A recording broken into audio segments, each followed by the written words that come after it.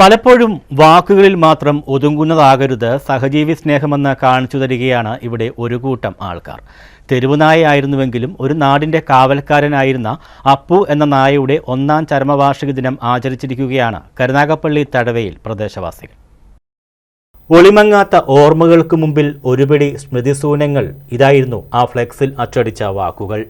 ഇവിടെ അരങ്ങൊരുക്കിയത് ഒരു പ്രദേശവാസികൾക്ക് ഏറെ പ്രിയങ്കരനായിരുന്ന, അവരെ ഏറെ സ്നേഹിച്ചിരുന്ന, അപ്പു എന്ന വിളിപ്പേരിൽ അറിയപ്പെട്ടിരുന്ന ഒരു നായയുടെ 1-ാം ചരമവാർഷിക ദിനാചരണത്തിനായിരുന്നു. തഴവ കുതിരപ്പന്തിയിലെ പ്രദേശവാസികളുടെ നേതൃത്വത്തിൽ നടന്ന അനുസ്മരണം പരിഷ്കാര ഗ്രന്ഥശാല രക്ഷാധികാരി സലീം അമ്പിത്തറ ഉദ്ഘാടനം ചെയ്തു. ഈ ഗ്രാമത്തിൽ ഒരിക്കലും മറക്കാൻ കഴിയാത്ത ഒന്നായിരുന്നു അപ്പുവിന്റെ സാന്നിധ്യം. കുതിരപ്പന്തിക്കാരെ സംബന്ധിച്ചോളം ഒരു കാവൽ നായ് എന്നതിലുപരി എല്ലാ അർത്ഥത്തിലും എല്ലാവരോടും സ്നേഹം പ്രകടിപ്പിച്ച ഒരു ജീവിയായിരുന്നു. ഗ്രന്ഥശാലയെ സംബന്ധിച്ചോളം ഗ്രന്ഥശാലയുടെ കാവൽക്കാരനായിരുന്നു അപ്പു.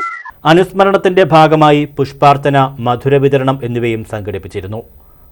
കൂടത്തറ ശ്രീകുമാർ, വി രാജഗോപാലൻ, ബാലചന്ദ്രൻ, ഗോപാലകൃഷ്ണൻ തുടങ്ങിയവർ പങ്കെടുത്തു.